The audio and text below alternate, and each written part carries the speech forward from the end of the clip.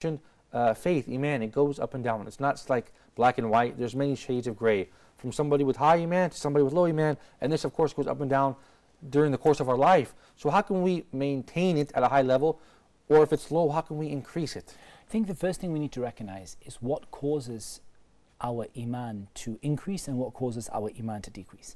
And the basic principle in this is that all of the things that you do that are beloved to Allah, all of the obedience that you do that is both sincerely for Allah and in accordance with the sunnah of His Messenger sallallahu alaihi wasallam, all of these things increase your Iman. Great point. And it can increase right up to the point where it becomes complete. And it can decrease until there is absolutely nothing left of it at all. As for the decrease, this happens through sin and disobedience, and every kind of sin that we do, and of course some are worse than others, causes your Iman to decrease. And so when we were talking about somebody suffering a calamity with no faith, or I think that it's a bit more nuanced than that. Rather than having somebody with complete faith and somebody with no faith, we see it more as being people with lots of in-between, somebody who's relatively stronger than another.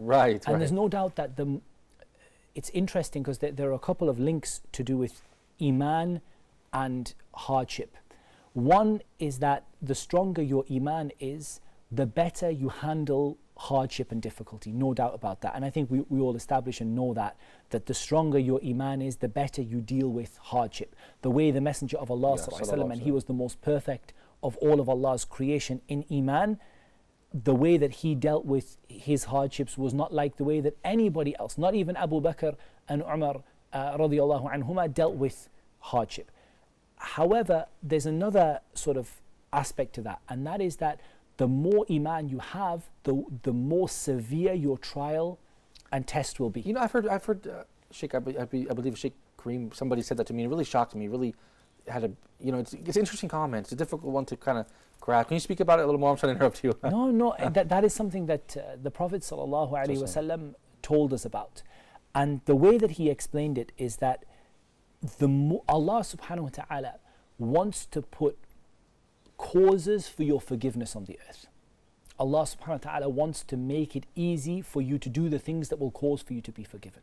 And one of the ways to do that is that Allah Azza wa Jal puts a greater and a harder test for those people whose Iman is stronger.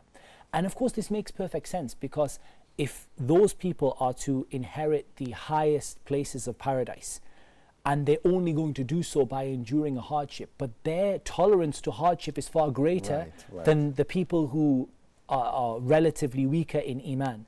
Their tolerance for hardship, I mean, if one of us were to go through even a day of what the Messenger ﷺ went through, we would not be able to last until the end of the day. So it's about us increasing our Iman and recognizing that when we increase our Iman through good deeds, yes, we'll be able to handle difficulties far better than we were able to handle them before, because we have more patience, we have more understanding, more knowledge, but also we're going to be tested with a higher caliber of hardship, if you like, something which is going to be more difficult.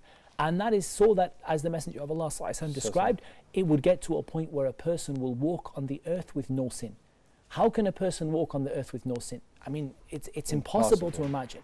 They're tried so much and so badly that their situation becomes such that they walk on, that Allah Azza wa Jal forgives them because of the hardships they endure, and Allah subhanahu wa ta'ala causes them to walk on the earth with no sin because of the hardships and difficulties that they endure, that are expiation for the sins that they do.